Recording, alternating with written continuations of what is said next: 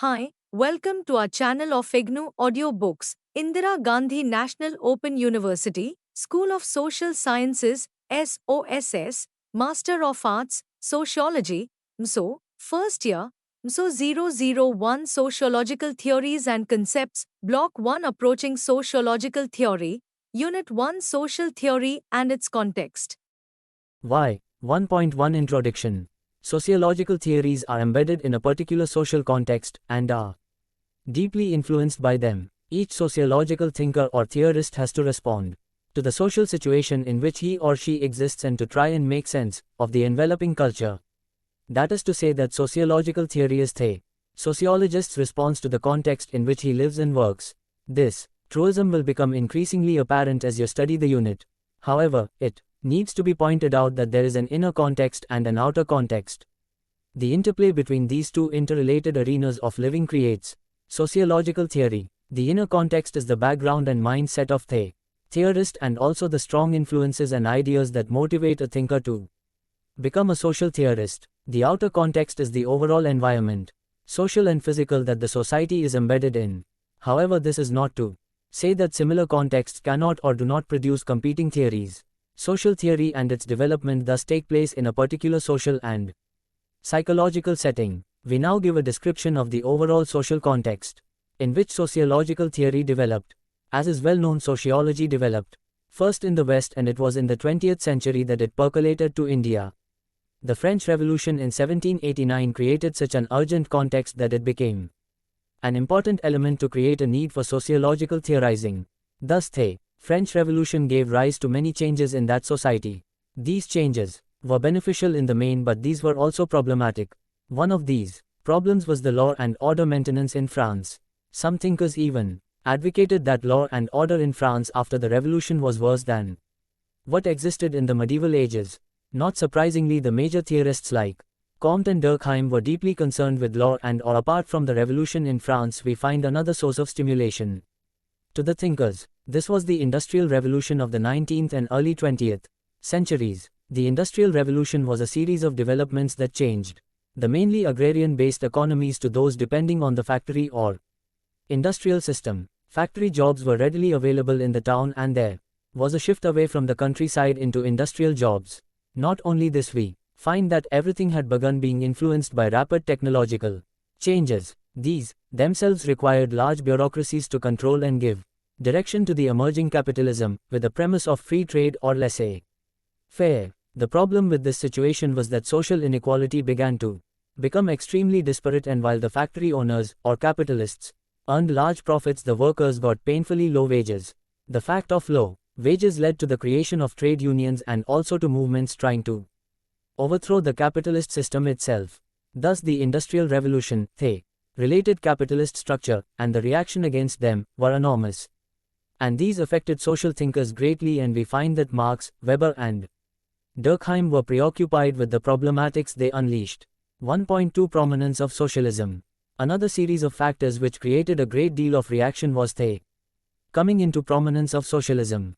This was a direct critique of capitalism, and was supported by some thinkers while a majority of them were suspicious, indeed hostile to it. The main figure who supported socialism among the sociologists was Karl Marx, who was not only an effective writer but also a political activist. In his political activism he was different from the armchair social theorists who were against socialism. That is, they wanted to improve and streamline the capitalist system's defects, like the creation of alienation among factory workers, masterfully depicted in Charlie Chaplin's Modern Times. They did not feel that socialism was in any way an answer or solution to the ills of capitalism. It has been pointed out that Marx's socialism was often seen as a counterpoint from which to develop different theories. Now, due to the Industrial Revolution, there were great movements of people from the rural to urban locales. These phenomena of migrations partly due to the opening up of jobs in urban areas, yet this meant adjusting to the new lifestyle. Urban areas also saw negative factors entering into the picture, such as pollution, overcrowding, inadequate transport systems, disparities in income, and so on. As a matter of fact, this impacted on the religious system also, with a plethora of cults coming up, and some of these even predicted the end of the world in the last years of the 20th century, but this did not happen. It was not surprising that early sociologists wanted to emulate the physical and biological sciences in order to get them recognition, prestige, and create popularity for sociology. Box 1.1 Context of Social Theory. We have seen something of the outer context of social theory, and we would do well to see how and in which ways the thinkers who were affected by these massive changes began to start theorizing within the ambit of the social environment. We now turn to the role of ideas and the relationship these have in the development of social theory. We begin with the impact of ideas during the Enlightenment in France first. During the Enlightenment, many new ideas were introduced and replaced existing ideas. Philosophy of the 17th century and science were the major moving factors which influenced the thinkers, intellectuals of France.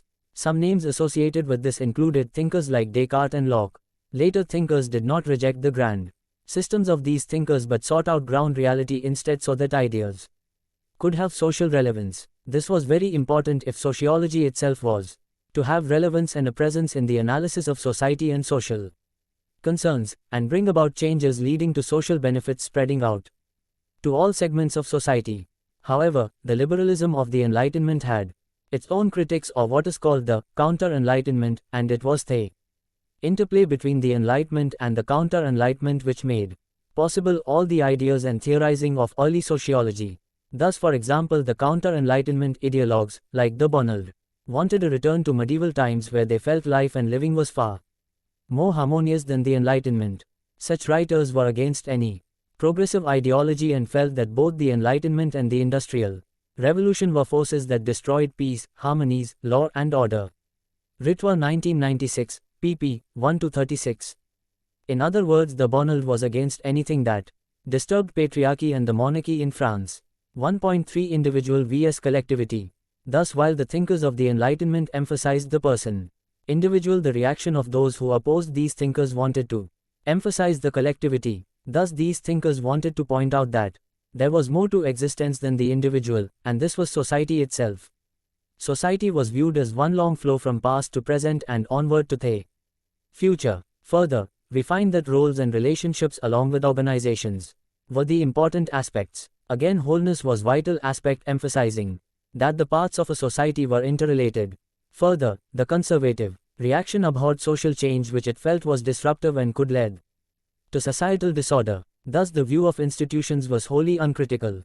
Therefore, while change was leading forward to a new world, the conservative reaction supported hierarchical structures and felt it to be essential for the system of status and remuneration. These were some of the essential features that existed and had to be faced by the liberals, those with the Enlightenment, that is, having a positive view of both the French Revolution and the Industrial Revolution. Let us now turn briefly to some of the sociologists of the Enlightenment. 1.4 Comte and the Enlightenment. Comte's 1798-1857 pioneering work in sociology, a term he coined, comprised partly an analysis and reaction to the Enlightenment and the French Revolution. Thus, Comte's positive philosophy was aimed at what he felt to be a counter to that he considered to be the ill effects of the Enlightenment. His own approach was influenced by various counter-revolutionary thinkers such as de Bonald. Comte was, however, different from these counter-revolutionaries, and he ruled out a regression to the medieval times because science had advanced too much to make that possible. On the other hand, they developed an excellent theoretical system, much better than anyone else at that time.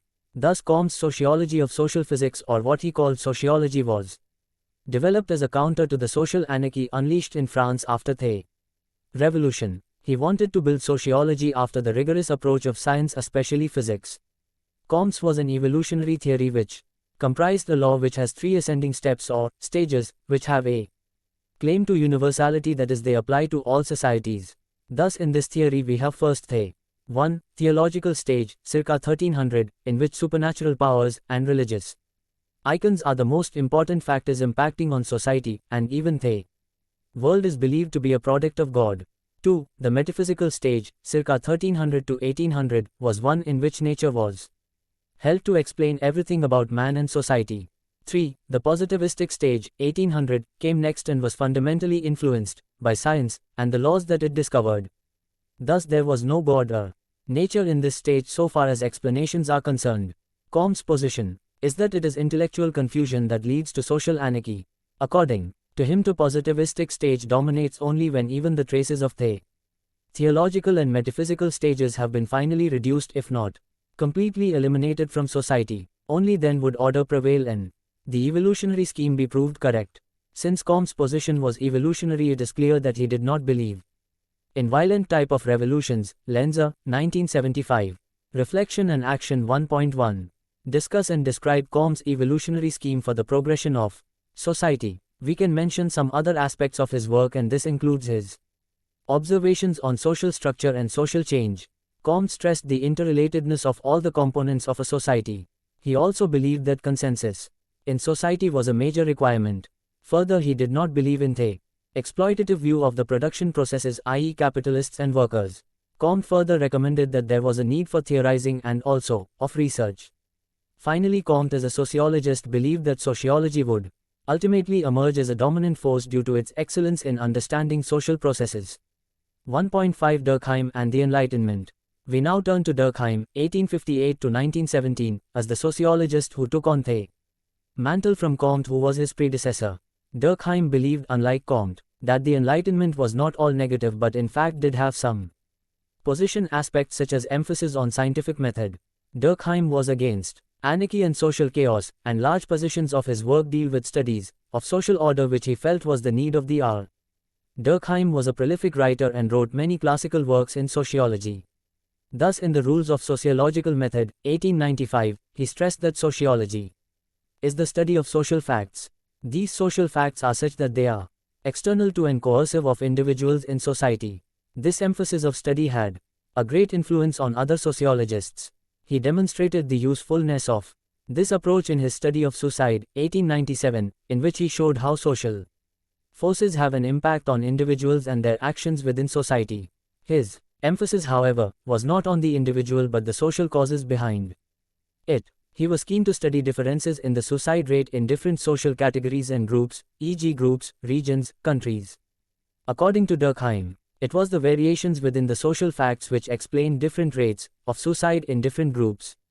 Durkheim enunciated two types of social facts: a. Material and b. Non-material. Material facts, bureaucracy, law, differ from non-material facts, social institutions and culture, and it was the latter that Durkheim focused upon in most of his work. Box 1.2, The Division of Labor.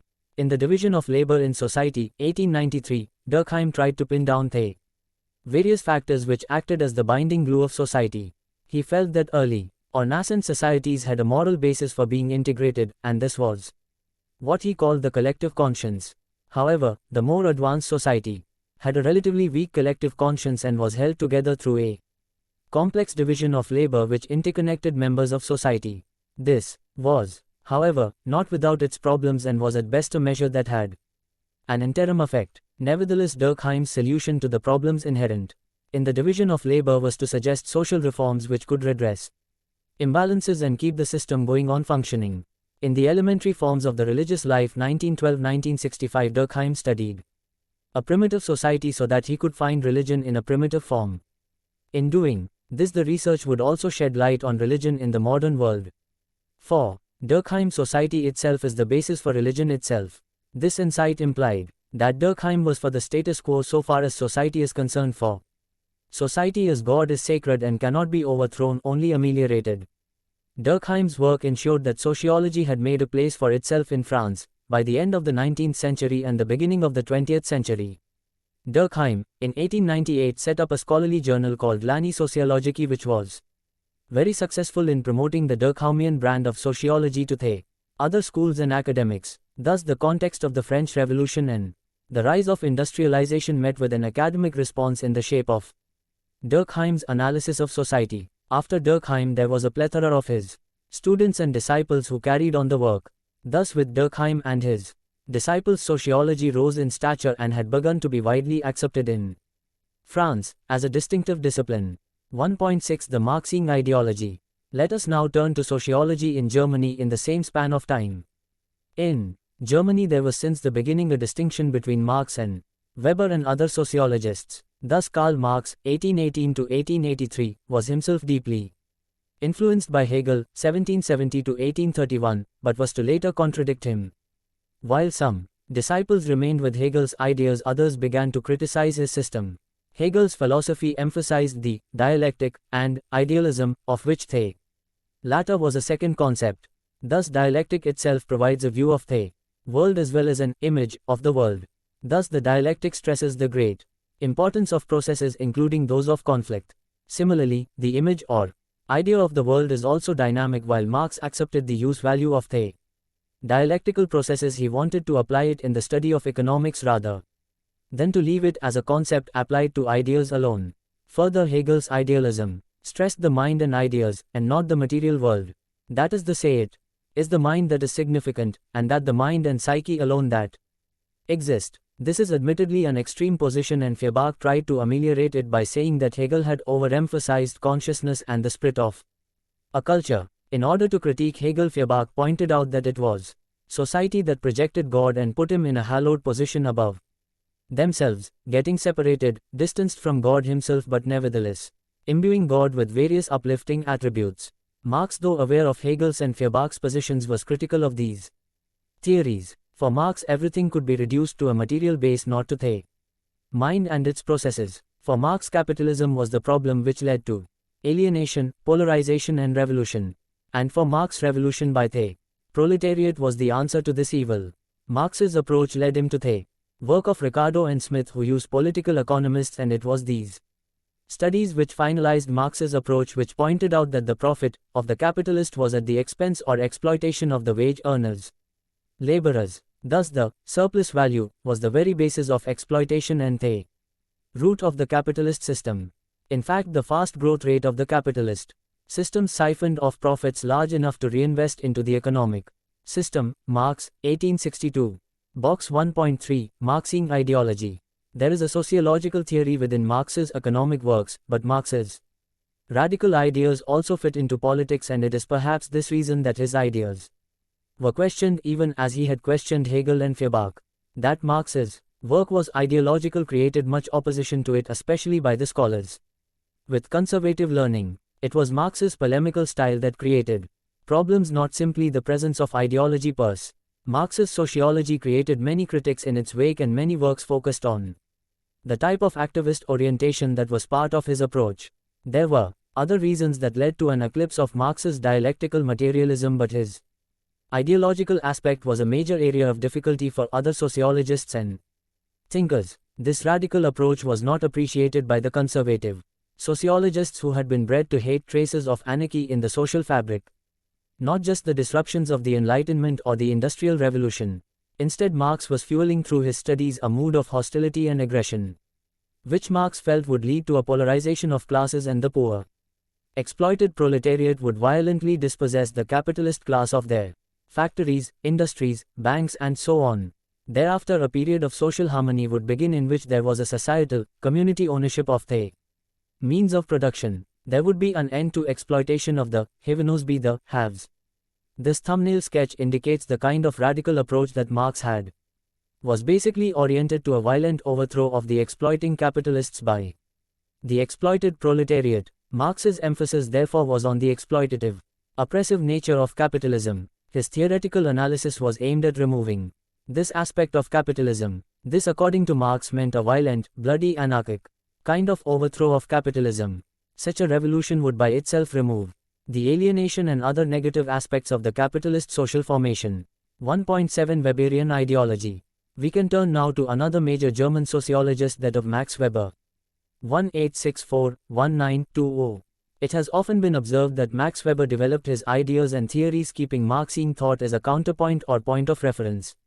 Departure to begin his theorizing. According to Weber, Marx had developed a unicausal theory in which every social aspect was driven or propelled forward by the economy and the economic factors.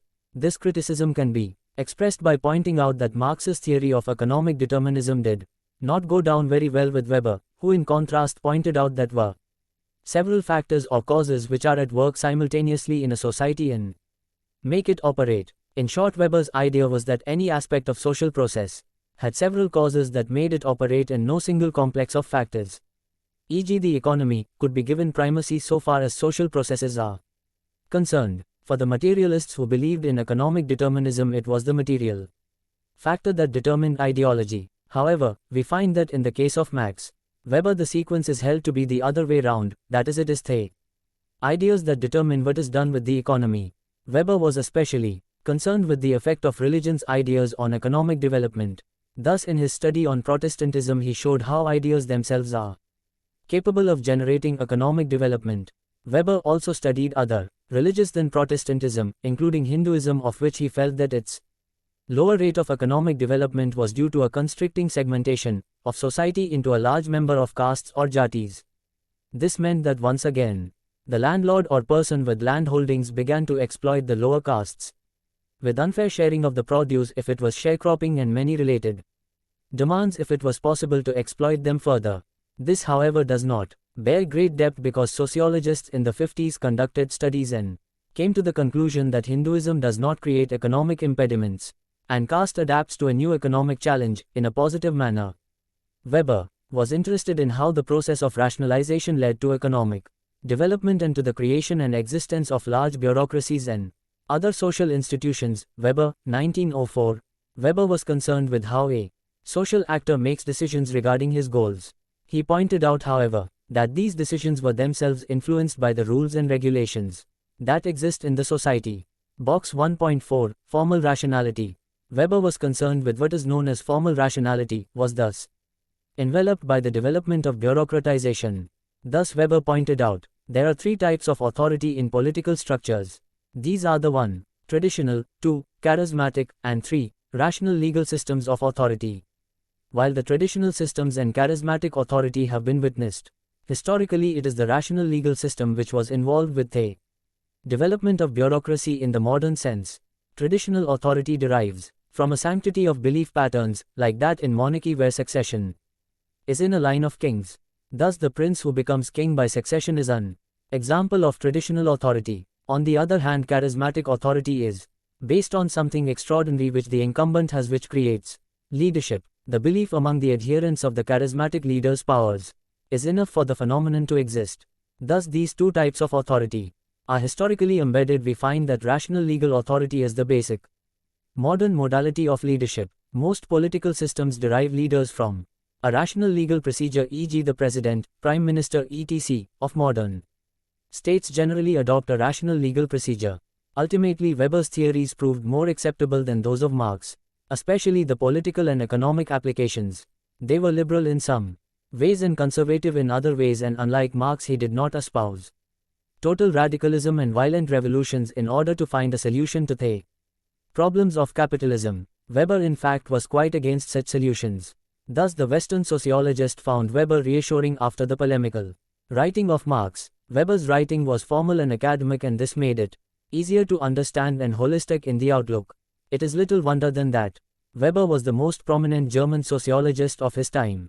At the same time, in Britain, the sociologists were also busy responding to their social context in which they were embedded. British sociologists tended to study the individual and his role in societal existence and development. Thus, here, sociology was built around the factors of political economy, social reform, and that of the social evolution theory. As regards political economy, it was a theory of capitalism which had been discussed by Adam Smith, who spoke of an invisible hand that controlled the market forces. The market was over and above the individual and regulated his behavior. Thus, the market forces were viewed as a source of social order and cohesion in society. Following this perspective, the sociologist was not involved in criticizing market forces on society at large. Rather, his job was to study societies, primitive and contemporary, and draw out reports for use by the government to fulfill societal goals. 1.8 The British sociologists. At this point of time, British sociologists collected field-based data and then combined these findings into a collective picture. The emphasis was on statistical presentation with little or no theorizing.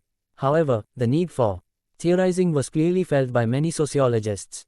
The statistically oriented sociologists were also extremely close to the government and therefore failed to see any flaw in the overall political and economic system.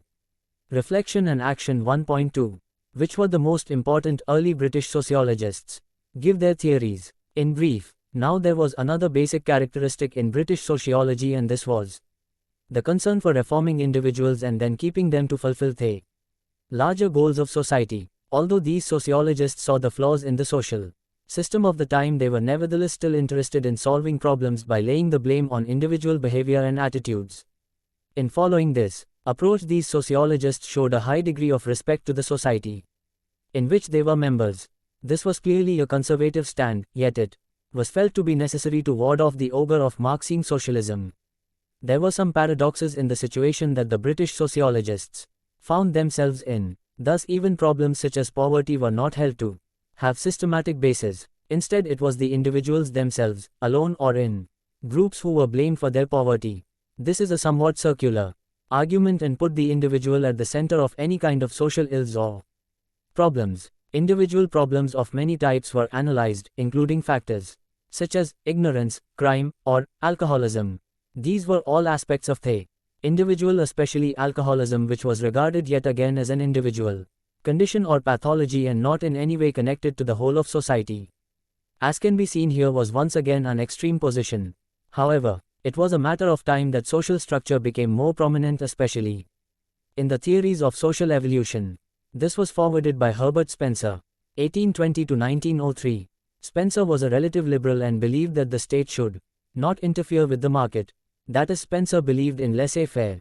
This indicated that he was not an advocate of social reform but wanted social dynamics to be without external interventions. 1.9 Spencer's evolutionism. Spencer was a social Darwinist and was of the opinion that society would progress by itself and that this evolution should not be interfered with. Spencer went to the extent of comparing social institutions with plants and animals. Thus, he felt that social institutions would progressively adapt to their environment by themselves without any definite impetus.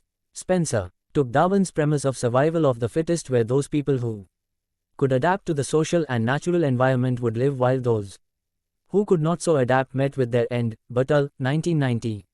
Spencer also saw society as an organism, in which different parts or organs were interconnected and each had a role or function to perform in the overall working of the organism.